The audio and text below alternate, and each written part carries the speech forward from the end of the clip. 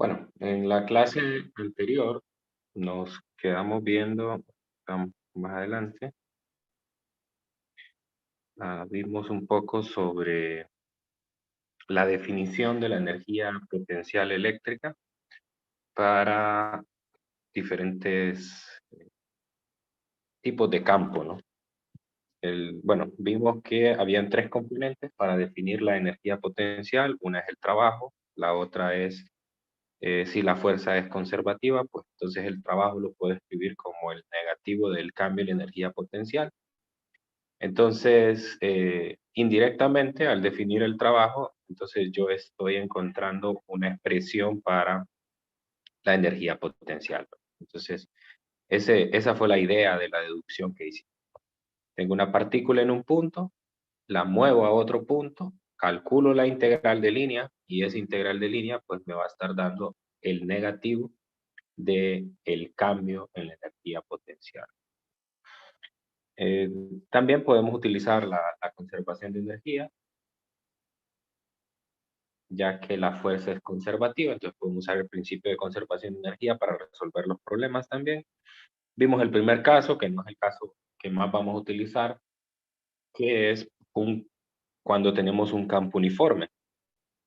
Entonces la expresión vimos que tiene una forma muy parecida a la de la energía potencial gravitacional, porque pues más o menos el movimiento que se da es similar y la definición de la fuerza también tiene pues más o menos el mismo espíritu. Bueno, luego tenemos el caso de dos cargas puntuales, este es el caso que nos interesa, ¿no?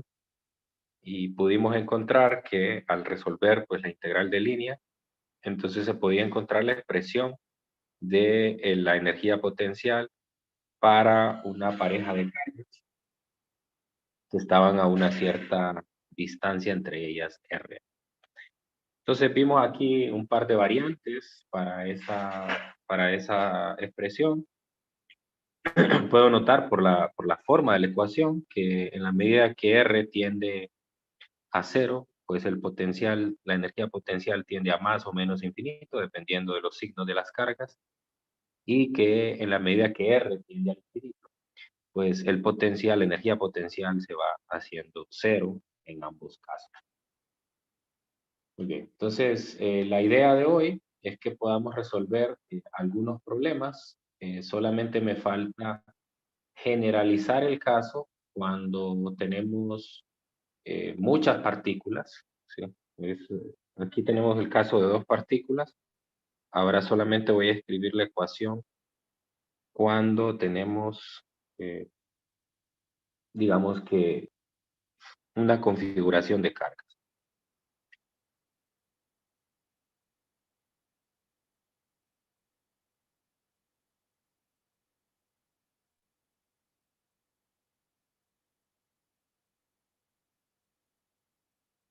Entonces, en ese caso, nosotros vamos a tener diversas cargas que entre sí interactúan mutuamente.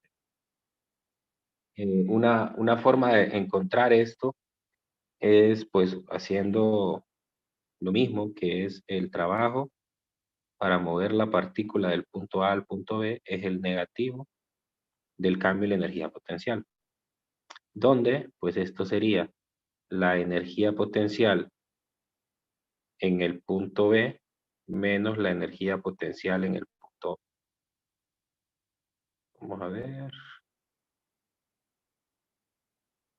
sería de A a B.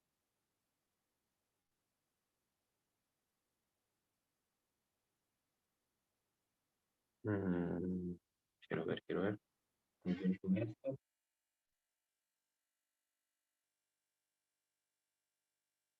Ok, sí, sí. Entonces, resulta que yo lo que voy a hacer es formar una configuración de cargas. Digamos que estas cargas están, o lo que yo quiero es que las cargas estén en las esquinas de un triángulo, por ejemplo, como este.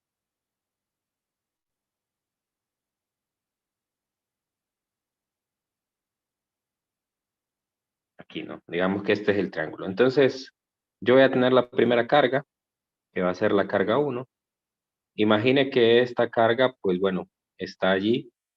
Después voy a traer otra carga desde un punto, por ejemplo, una carga negativa. Una carga negativa la voy a traer desde un punto lejano, hasta la posición actual que va a tener en el triángulo. Ya puedo seguir una trayectoria aquí arbitraria hasta llegar aquí. Y aquí pues ya voy a tener la carga 2. Es decir, cuando la partícula viaja o la muevo desde el punto inicial hasta el punto final, entonces la distancia que existe entre la carga 1 y la carga 2 en ese punto distante, pues es muy grande comparada. Entonces, digamos que R1, 2 inicial tiende al infinito.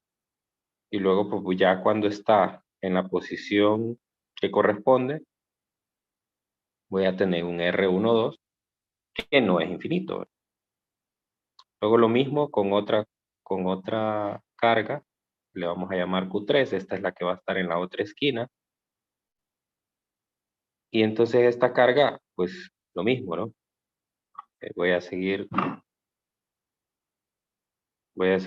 otra trayectoria, solo para hacer notar que la trayectoria no necesariamente eh, tiene una forma preferente.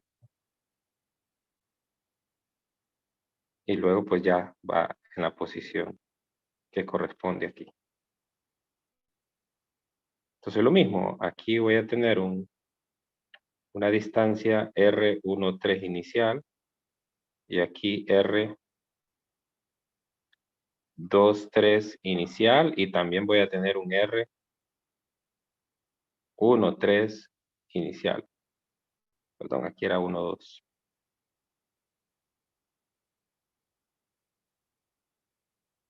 ¿Qué pasa? No me deja escribir. Ah, permítanme. No sé qué le pasó a esto. Vamos a esperar. Ahí está. 1, 2, inicial. ¿Verdad? O sea, aquí hay dos distancias en la segunda. Hay una distancia con la segunda carga y una distancia con la primera carga.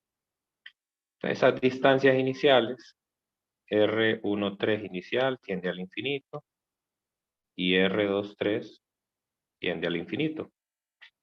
Por la definición de ayer, vimos que la energía potencial entonces va a ser igual a 0 en esa posición inicial.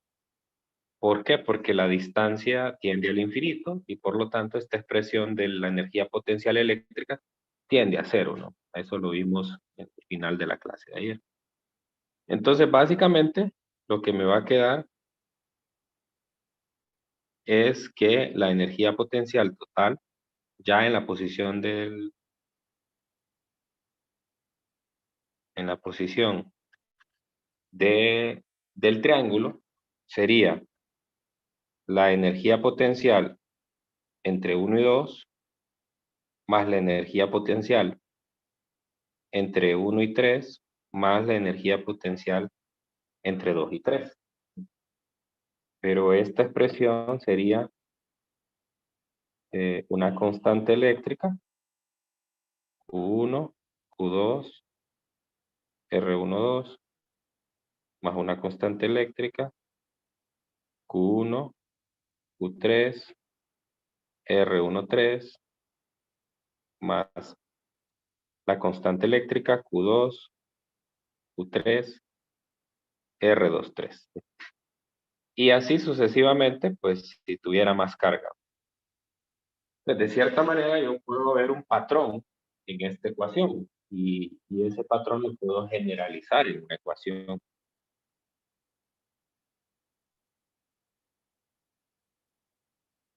Generalizando, Entonces yo voy a tener que el U va a ser igual a la constante eléctrica, que es un factor común de todos los términos. Luego va una sumatoria que va a tener un condicional, porque no todas las combinaciones van incluidas ahí. Fíjese en una cosa, fíjese en los índices. Fíjese que el primer índice siempre es menor que el segundo. No al contrario, aunque al contrario realmente no habría sentido, porque como este es un escalar, entonces da lo mismo que yo ponga Q2 por Q3 que Q3 por Q2. Entonces, para evitar esa repetición, en la expresión se colocan esos subíndices, como I y como J. Y abajo también como I, como J. Entonces, fíjese que también en el R se respete ese orden. Es decir, siempre va, el primero es menor que el segundo y no va al contrario. O sea, en el cual, por ejemplo, no va 2-3, va 2-3, pero no va 3-2. Y tampoco, si se fija, los índices llegan a ser iguales. O sea, no va el 1-1, el 2-2, el 3-3, etcétera. Entonces, para eso, a la sumatoria se le coloca un condicional. O sea, que dentro de la suma solo pueden ir los términos para los cuales I es menor que J. I es menor que J. Entonces, esta es la expresión que vamos a utilizar para encontrar la energía potencial total de una pareja, bueno, no una pareja, sino de N partículas que están interactuando entre sí. Aquí yo lo hice con un triángulo, pero yo podría tener cualquier forma, ¿verdad? Lo único que tengo que hacer es tener definidas las cargas y las distancias, R, 2, 3, etcétera, ¿no? Bueno, entonces, ese sumatorio y estos índices podrían resultar un poco confusos. Entonces, con el objetivo de, con el objetivo de ver mejor esa ecuación, pues vamos a hacer un ejemplo. Me lo voy a inventar aquí. Solo quiero que quede claro cómo va esto de la sumatoria. Bueno, imaginen que yo tomo el eje de las X y sobre ese eje voy a colocar tres cargas. Aquí está X. En X igual a 0 voy a poner una carga negativa. ¿Sí? Este es X igual a 0, voy a poner una carga negativa que va a tener una carga menos E. O sea, quiere decir que es un electrón. Después, en la posición X igual a voy a colocar una carga positiva. Y más adelante, X igual a voy a colocar un protón. O sea, tiene una carga igual a positivo E. Y luego voy a colocar otro protón a una dirección igual al doble. Aquí. X igual a 2A con una carga Q3 igual a positivo E. Ok. Bueno, y lo que quiero hacer, normalmente lo que se nos pide en estos problemas es determine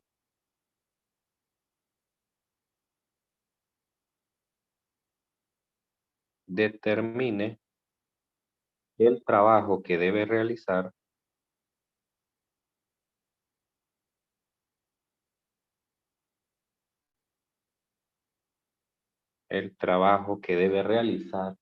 una fuerza externa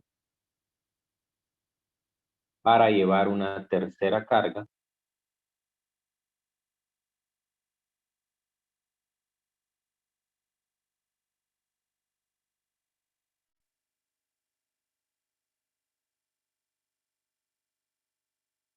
una tercera carga Q3 igual a positivo E, o sea, la tercera que está ahí, del infinito,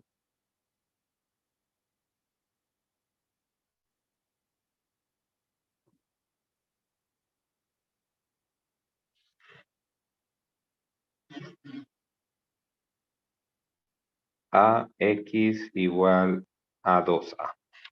Entonces, imagine primero que solo tengo las dos primeras cargas, el electrón y el protón, y después voy a mover una partícula, que es la tercera, desde un punto donde R, bueno, no lo voy a poner aquí, lo voy a poner aquí más bien, donde X tiende al infinito. Entonces, lo que va a suceder con esta partícula es que va a ser llevada hasta esta posición. Hago una trayectoria que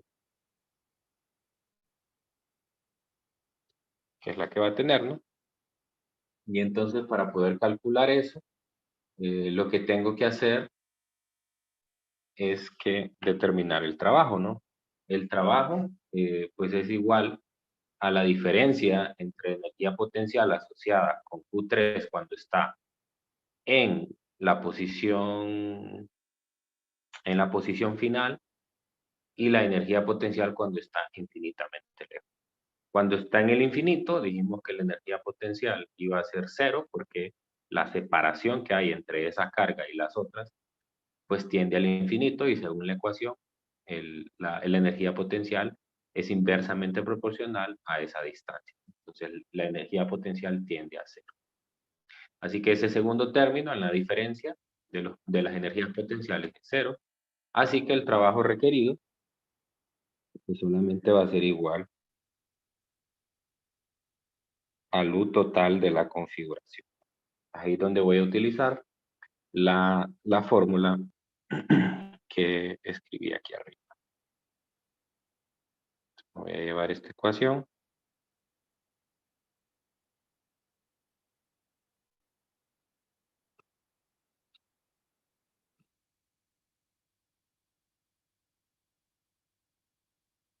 Y entonces lo que voy a hacer es empezar a identificar todos los términos que lleva la ecuación.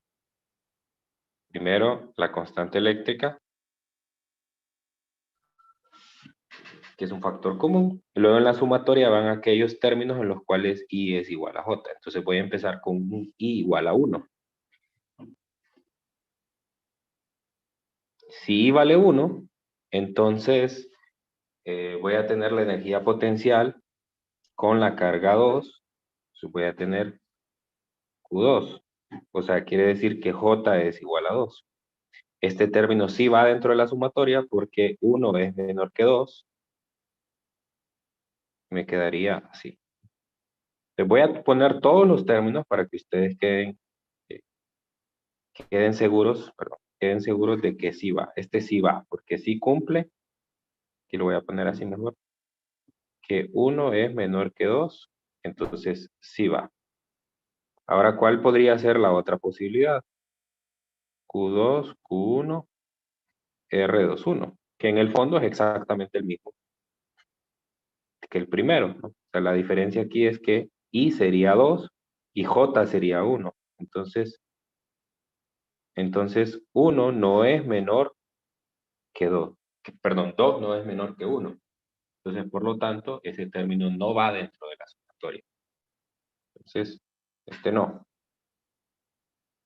Voy ahora con el siguiente, que sería 1, ahora con la carga 3, carga que se acaba de colocar ahí.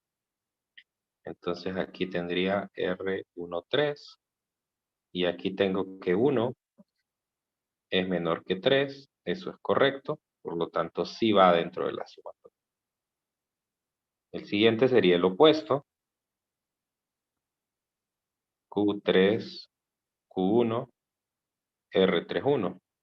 Entonces este no va porque 3 no es menor que 1. Este no va. ¿Okay? Entonces ya agoté que la carga 1 pueda tener interacción con todas las otras dos. La única que me hace falta es que haga interacción consigo mismo. Q1, Q1, R11. Ahí hay un conflicto porque R11 es la distancia que hay entre la carga 1 y ella misma. O sea, eso es cero. Por lo tanto, esto metería un problema en la ecuación porque yo tendría un infinito. Tendría un infinito. Entonces, por eso se excluye de la ecuación. Además, que no cumple la desigualdad. 1 no es menor que 1. Entonces, este no va. Y ahora me paso a la carga 2. Entonces, perdón, el primer índice va a ser 2, ¿verdad? 2 y 1, pues ya lo puse, está ahí arriba. 2 y 2, no lo he puesto. Entonces, este no va porque 2 no es menor que 2.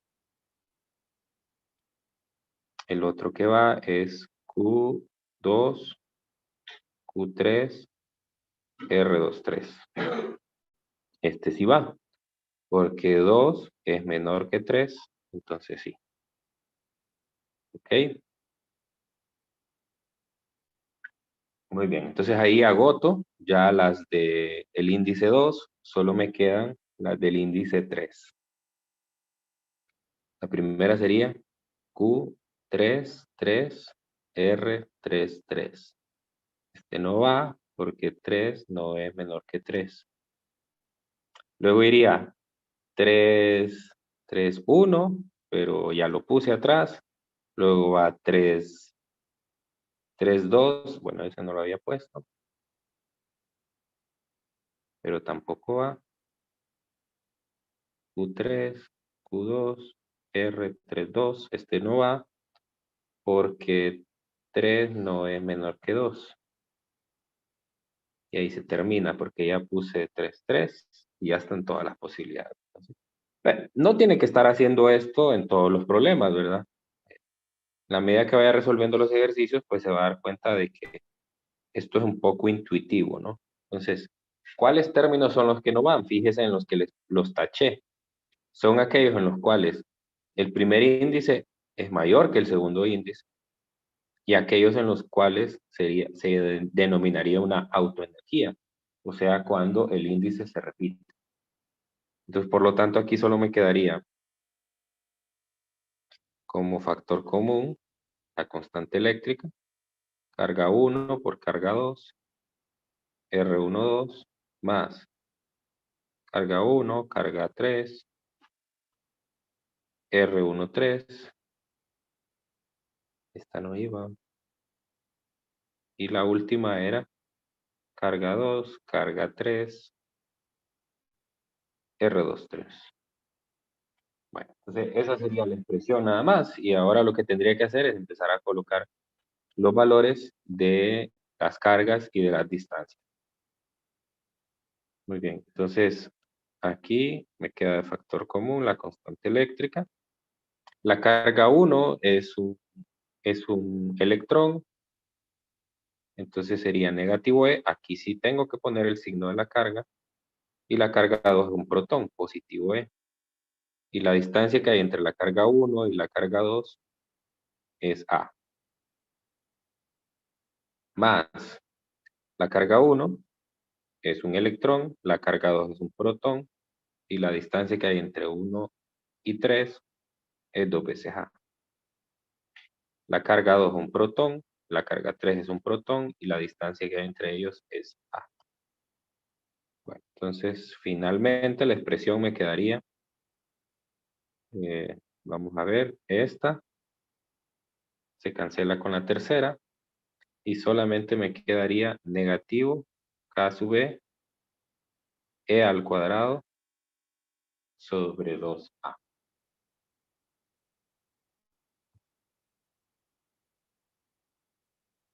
Muy bien, entonces esa sería el resultado de este ejercicio, este ejercicio sencillo que ponemos nada más para ilustrar lo de la sumatoria.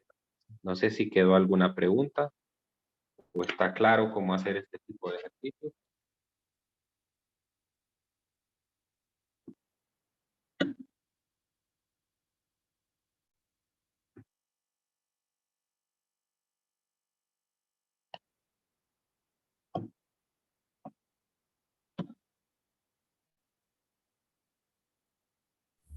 Les hago una pregunta. ¿Cómo Dígame. sabes cuando la partícula va al infinito? Es decir, solo porque está así como fuera de la recta y va hacia la derecha o a la izquierda. No, no, el problema lo dice. Además que bueno, ya esa es una definición. Ahí esa es una definición. Las partículas cuando están en una configuración, entonces se asume que se mueven desde una posición muy lejana hasta ahí. No necesariamente tienen que estar aquí en el mismo eje, ¿verdad? Yo quizás no debí ponerlas ahí, pues no necesariamente tienen que estar sobre el eje X, pueden estar en cualquier otra posición, pero de tal manera que la distancia entre esa partícula y la otra o las otras sea tan grande que a la hora de calcular su energía potencial en ese punto, en esa posición, pues se pueda despreciar y se puede decir que es cero. Ese es el espíritu de estos ejemplos. No sé si queda claro eso. Ok, sí, sí. Bueno, entonces, el otro tipo de problemas que se pueden encontrar aquí en esta parte inicial es cuando nosotros tenemos o podemos aplicar el principio de conservación de energía.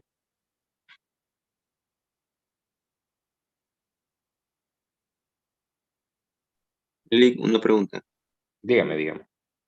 Y en este ejercicio que acaba de pasar, podría pasar lo contrario de que de una posición la manden al infinito o algo así. No, no, no, no, no, no, porque no es el objetivo de los ejercicios, no es el objetivo. Para eso usted necesitaría conocer cuál es la distancia, ¿no?, real entre esos puntos. Pero sí se puede, por ejemplo, digamos que yo tengo una configuración, digamos este triángulo, ¿no? Por ahí tendría que buscarlo, pero recuerdo que hay un ejercicio en el libro, donde imagina la carga que está arriba, la carga que está en el vértice superior del triángulo. Entonces, esa partícula se podría mover desde el vértice superior hasta un vértice inferior, o sea, formar como el opuesto del triángulo, reflejar el triángulo. Es decir, que la carga negativa en lugar de estar arriba quede abajo y nos pidan, por ejemplo, determinar cuál es cuál es la energía, cuál es el trabajo que se necesita hacer sobre esa partícula para moverla de ese. Como lo pongo aquí arriba, lo que habría que hacer es calcular primero cuál es la energía potencial que hay cuando cuando la partícula está arriba y después cuando está abajo y luego hacer la diferencia de las energías potenciales y cómo calcular el trabajo. Aunque yo preferiría, en lugar de usar energía potencial, hacerlo con el siguiente concepto que vamos a ver mañana, que es el potencial eléctrico. Con el potencial eléctrico resulta un poco más sencillo de hacer este cálculo, pero ese tipo de cosas sí son más comunes, pero ya mandar una partícula al infinito, eh, pues bueno, no he visto problemas y no sé cuál sería el objetivo que podría tener algo así, pero les menciono esta situación como ejemplo de algo que sí podría pasar. ¿Estamos claros? ¿Hay alguna otra pregunta? Lili, gracias. Ok.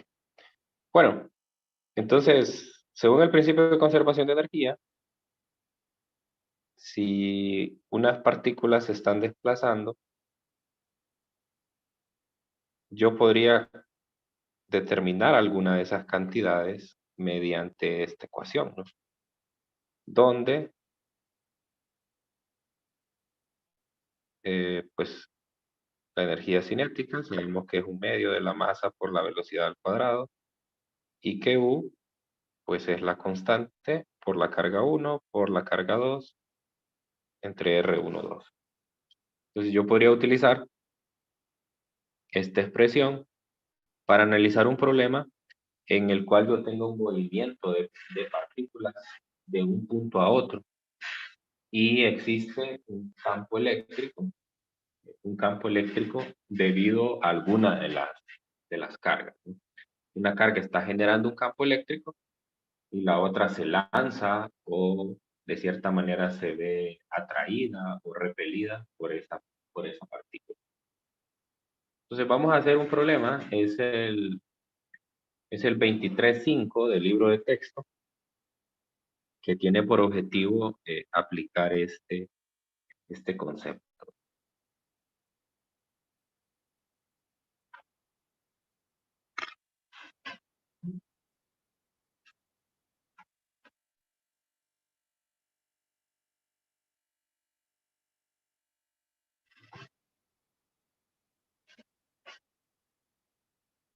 Solo en un momento.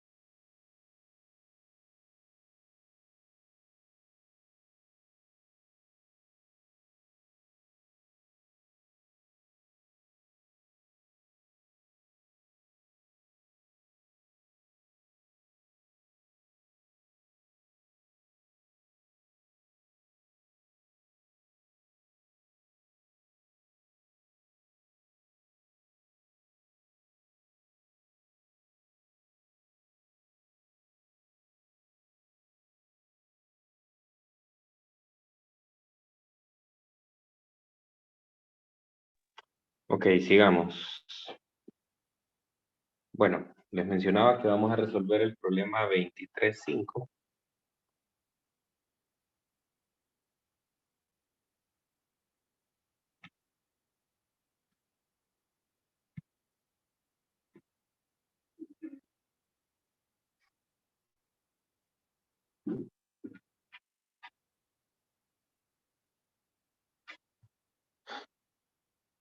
Veintitrés cinco.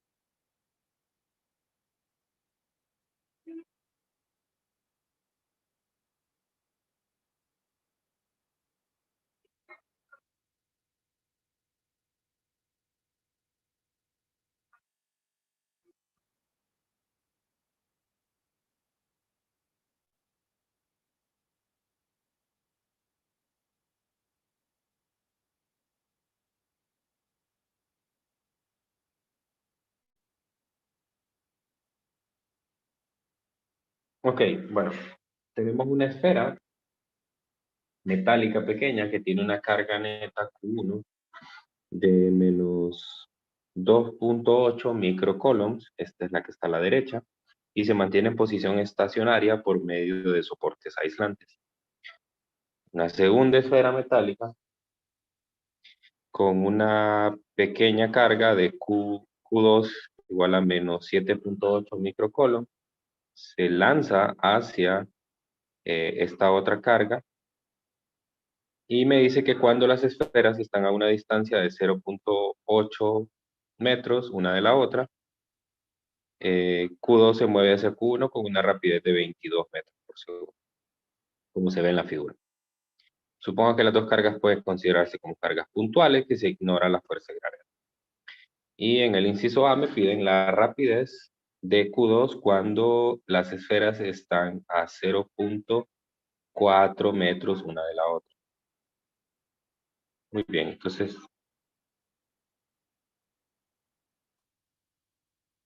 en el inciso A tenemos primero a la partícula Q2 en la posición inicial, después la vamos a tener en la posición final, esta sigue siendo Q2. Aquí en la posición inicial tiene una velocidad, la vamos a llamar V1 de 22 metros por segundo, y me están pidiendo la rapidez V2, tiene que ser una rapidez más grande, no, más pequeña más bien, porque las partículas son de signo igual, o sea, es decir, que cuando se van acercando va sintiendo una fuerza de repulsión, o sea, va a llegar un momento en el cual la partícula se va a detener. Y luego aquí tengo la otra partícula, que esta es Q. Entonces, la distancia que hay inicialmente aquí es de, la vamos a llamar R12.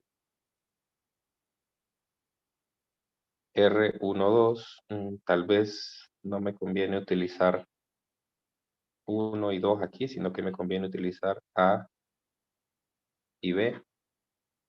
Entonces, esta es, le vamos a llamar a esta la posición A y a esta la posición B. Entonces, la distancia que hay entre 1 y 2 en la posición A es 0.8 metros. Y la distancia que hay entre 1 y 2 en la posición B, R12B, no, si se conoce, me dice que es 0.4. 0.4 metros. ¿Ok? Entonces, eso quiere decir que yo puedo aplicar el principio de conservación de energía porque la única fuerza que está actuando aquí es la fuerza eléctrica. La vamos a dibujar aquí con otro color.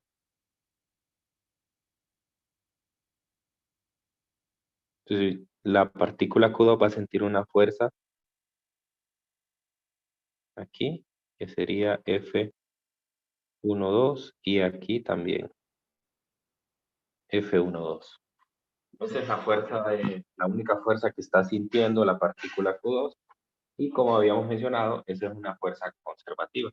Al ser una fuerza conservativa, puedo aplicar el principio de conservación de energía. O sea que la energía mecánica en el punto A, que es la suma de la energía cinética más la energía potencial, tiene que ser igual a la energía potencial o la energía mecánica en el punto B, que es la suma de las dos energías. Entonces, en el punto A solamente hay una partícula que está moviéndose. Es la masa un medio de la masa de la partícula 2 por la velocidad en A de 2 en A al cuadrado. Y en el punto A, pues hay una energía potencial debido a la distancia que hay entre las partículas, sería la constante eléctrica, la carga 1, la carga 2, y aquí R12A. Ese es el lado izquierdo de la ecuación, y el lado derecho pues sería un medio de la masa de la partícula 2 por la velocidad de 2 en B al cuadrado, porque solamente la partícula 2 se está moviendo, la partícula 1 aún en la situación B sigue estando en reposo. Más la constante eléctrica, Q1, Q2. Ahora cambia la distancia para el segundo punto, R, 1, 2, pero en B. Ok, entonces, realmente, ¿qué es lo que me hace falta? ¿O qué es lo que ando buscando? Ando buscando esta velocidad. Pero lo que tengo que hacer es despejar esta ecuación para esa velocidad. En función de eso, pues voy a pasar todo a un solo lado, en medio de la masa de la partícula 2, por la velocidad 2b al cuadrado. Del otro lado me va a quedar en medio de la masa 2, velocidad 2a al cuadrado, y voy a sacar aquí de factor común. 1 sobre 1, 2a menos 1 sobre 1, 2b. Factorizo, en el caso de las energías potenciales, y paso a multiplicar o a dividir el otro término que tengo. O sea, voy a copiar todo esto, copio todo esto,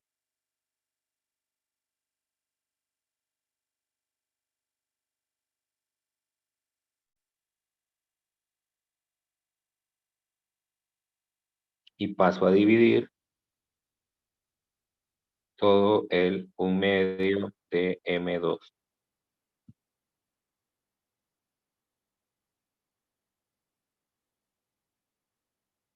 Entonces, bueno, al simplificar esto, puedo sacar raíz cuadrada a ambos lados.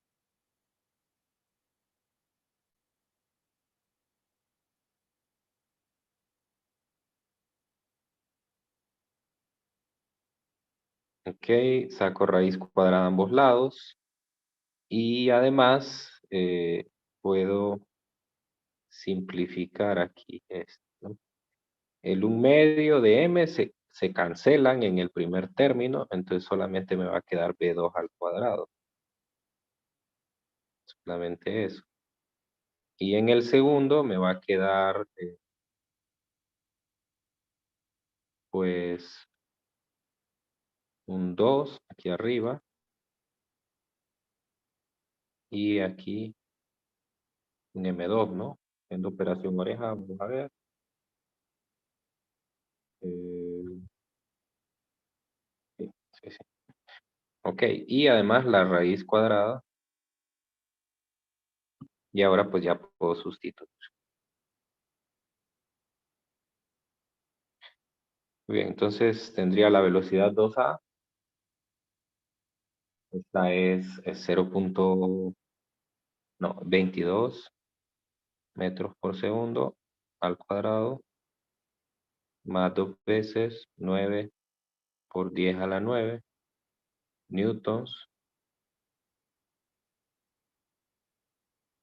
por metro cuadrado entre colon cuadrado. La carga 1, menos 2.8 por 10 a la menos 6 colon. Y la carga 2, menos 7.8 por 10 a la menos 6 colos. Y todo esto va dividido entre la masa, que es 1.5 gramos. Eso sería 1.5 por 10 a la menos 3 kilogramos. Y luego esto va multiplicado por 1 sobre R1A, que es 1 sobre 0.8 metros, menos 1 sobre RB, 0.4 metros. Y todo esto va dentro de una raíz. Entonces ustedes me dicen cuánto les da esta velocidad.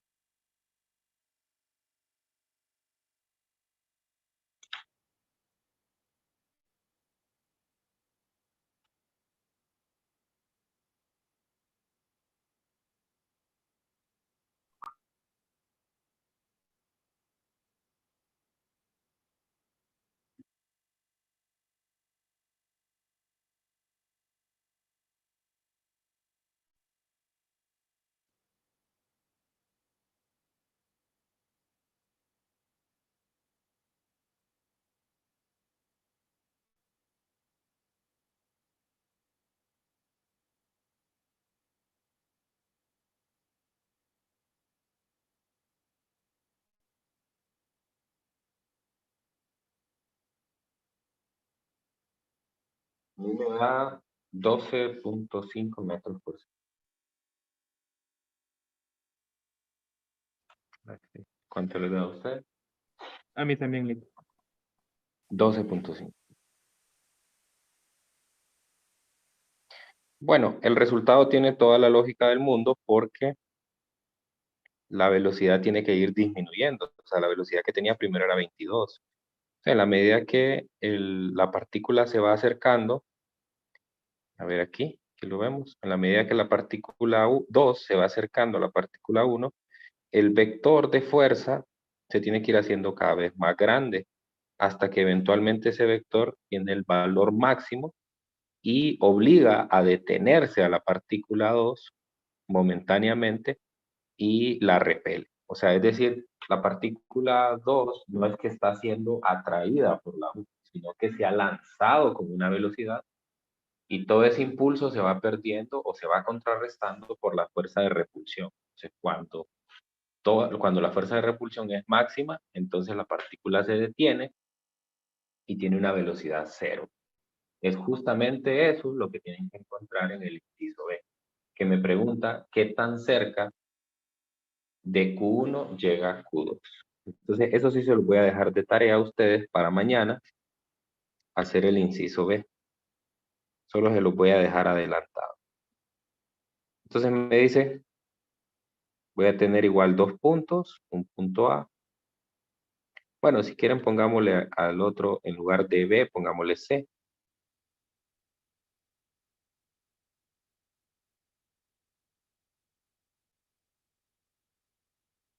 Entonces, ¿qué va a pasar? Que la partícula se detiene, entonces cuando está en ese punto, su velocidad es cero. Y a partir de aquí, pues hay que determinar el R12C, o sea, qué tan cerca puedo llegar. Ese va a salir a partir del segundo término del lado derecho, el UC. A partir de ese UC, ustedes pueden encontrar esa distancia. Entonces, traten de hacerlo para mañana. Lo vamos a revisar en los primeros minutos de la clase. Comparamos los resultados y también aclaramos si existe alguna pregunta. ¿Está claro lo que tienen que hacer?